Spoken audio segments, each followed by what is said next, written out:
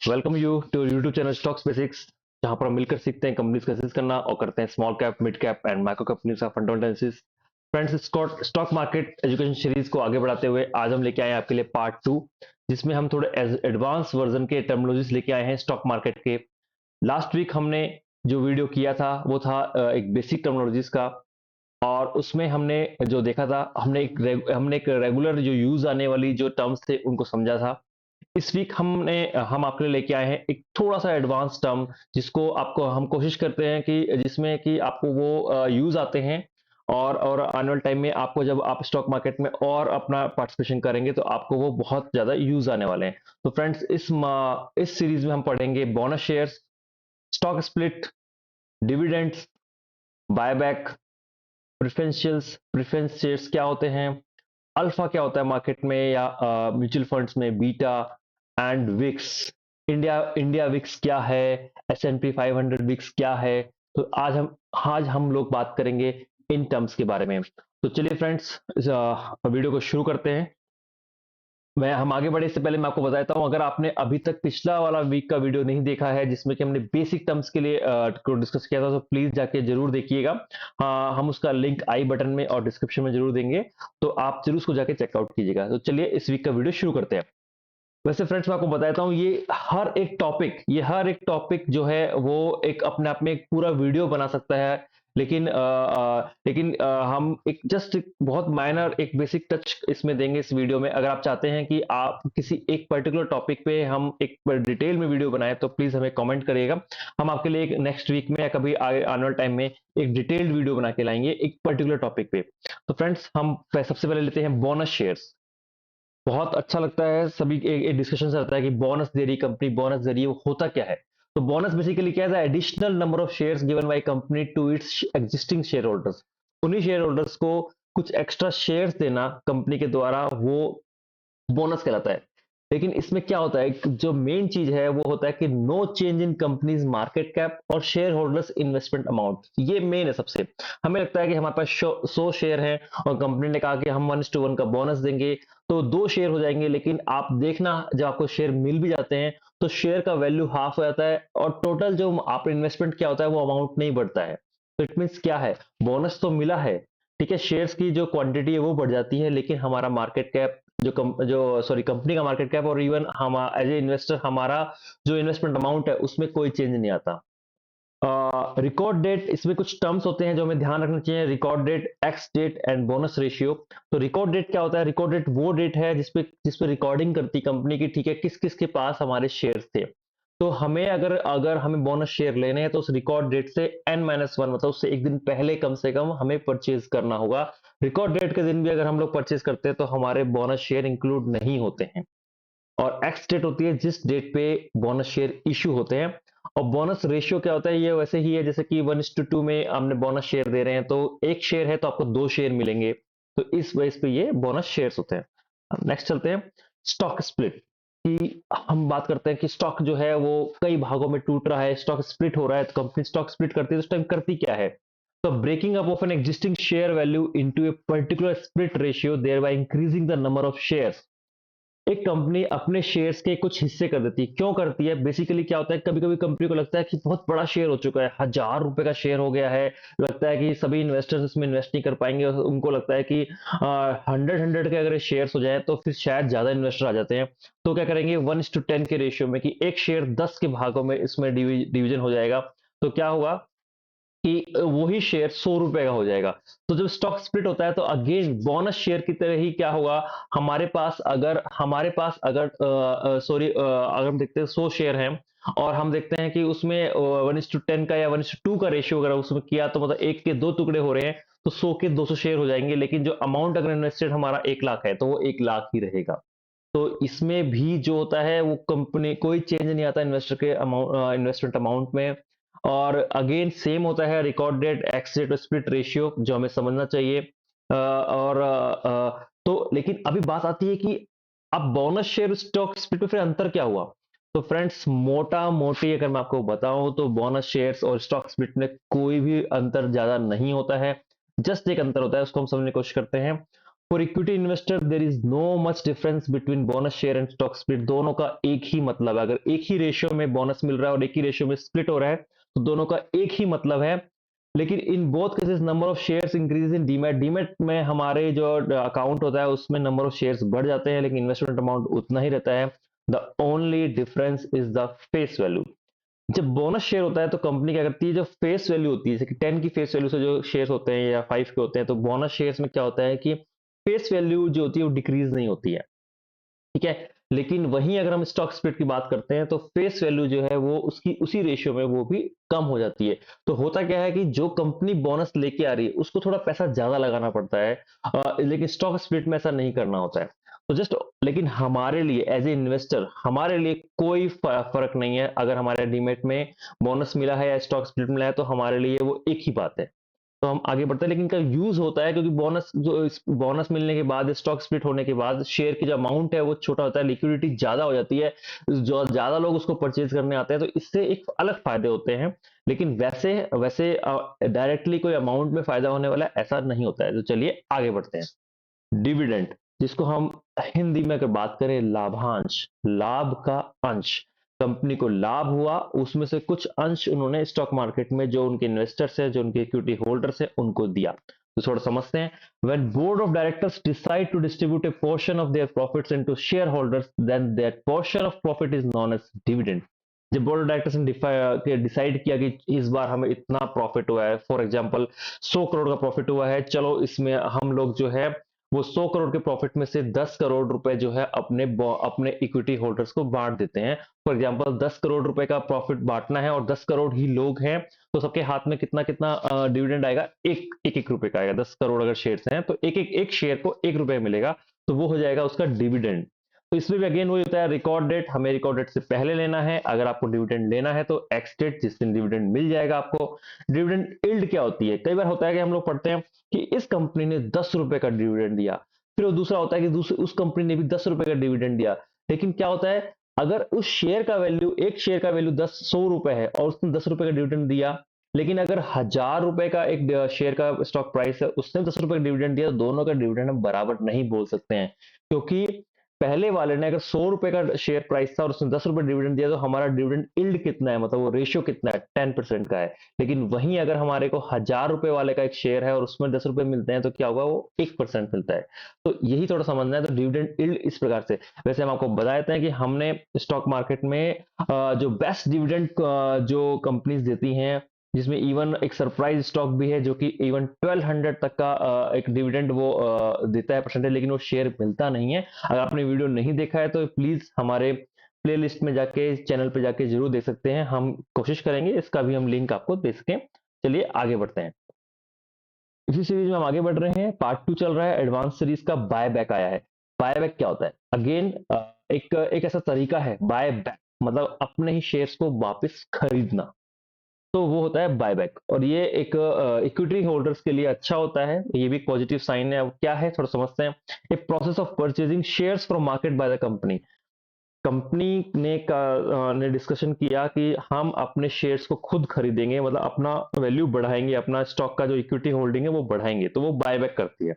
हम जनरली सुनते हैं mostly IT companies, mostly TCS का तो आप सुनते रहेंगे, इन्फोसिस और टीसीएस का, वो बायबैक कर रही है, बायबैक कर रही है, मतलब अपने शेयर खुद खरीद के बढ़ाती है। So it decreases the number of outstanding shares from share market, thereby boosting the stock price। कैसे, क्या होता है कि आपने नंबर ऑफ शेयर्स कम कर दिए स्टॉक मार्केट से, तो आपका स्टॉक प्राइस जो होता है वो अपने आप ही बढ़ जाता है। It tends to increase the EPS. क्यों, क्योंकि आपका अर्निंग्स उतनी है, आपने अर्निंग पर शेयर जो रेशियो आता है वो क्या होगा, बढ़ जाएगा, ईपीएस बढ़ जाएगा। और उससे क्या होगा, जो प्राइस टू अर्निंग रेशियो है वो अपने आप ही घटेगा। तो इसलिए प्राइस थोड़ा फिर हल्का लगने लगता है, सस्ता लगने लगता है स्टॉक अपने आप में। फिर इसमें एक तेजी आने की उम्मीद बनती है, क्योंकि आप ईपीएस उसका बढ़ा चुके हो मैथमेटिकली। ठीक है, ईपीएस अगर बढ़ा चुके हो, प्राइस टू अर्निंग वही मिल रहा है, तो स्टॉक का प्राइस थोड़ा सा उसको बढ़ता हुआ मिलता है। ठीक है। बायबैक जो होता है वो दो वेज में होता है। एक टेंडर ऑफ होता है, होपर होता है। उसमें क्या होता है, कंपनी टेंडर निकालती है कि जिसको अपना शेयर देना है वो हमें ये टेंडर भरे और हमें सबमिट करे। इस टाइप से जो फॉर्म है भर के हमें सबमिट करना होता है, तो उसके बाद कंपनी देखती है। ठीक है। या फिर एक ओपन मार्केट परचेज होता है, जिसमें कि कंपनी बोल देती है कि मैं इस दौरान, इस महीने में, इस डेट से इस डेट तक हम इतने शेयर्स जाके परचेज करेंगे। तो उसमें सिंपल सा होता है कि उस टाइम देखना होता है कि अच्छा अच्छी वैल्यू मिल रही है, बढ़ती हुई वैल्यू मिल रही है, तो लोग अपने फिर अपने शेयर्स को सेल कर देते हैं उसको बायबैक का फायदा लेने के लिए। बाकी जो बायबैक में पार्टिसिपेट नहीं कर पाते हैं, जिनको बायबैक नहीं लेना होता है, उनको अलग से ये फायदे होते हैं जो हमने डिस्कस किए कि उनका ईपीएस बढ़ जाता है और फिर थोड़ा थोड़ा प्राइस जो है वो बढ़ने का पॉइंट होता है। तो थोड़ा पॉजिटिव है, लेकिन हमेशा बायबैक करना, ग्रोथ ना करना, जो कुछ भी पैसा है उसको बायबैक के हिसाब से उसको लगा देना, तो वो कई बार अच्छा नहीं माना जाता है। तो ये भी इस तरीके से भी उसको देखना चाहिए।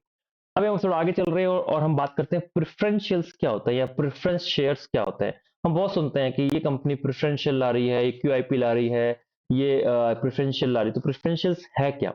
तो प्रेफरेंशियल्स बेसिकली क्या होता है? Equity shares with some kind of preference, जैसा नाम है वैसा ही काम है। प्रेफरेंस मिलती है उसको, जिस शेयर होल्डर के पास एक एक शेयर होल्डर के पास इक्विटी शेयर है नॉर्मल, एक शेयर होल्डर उसके पास इक्विटी शेयर है, वो है उसके पास है प्रेफरेंशियल शेयर, प्रेफरेंस शेयर है, तो उसको प्रेफरेंस मिलेगी। किस में प्रेफरेंस पहले मिलेगी?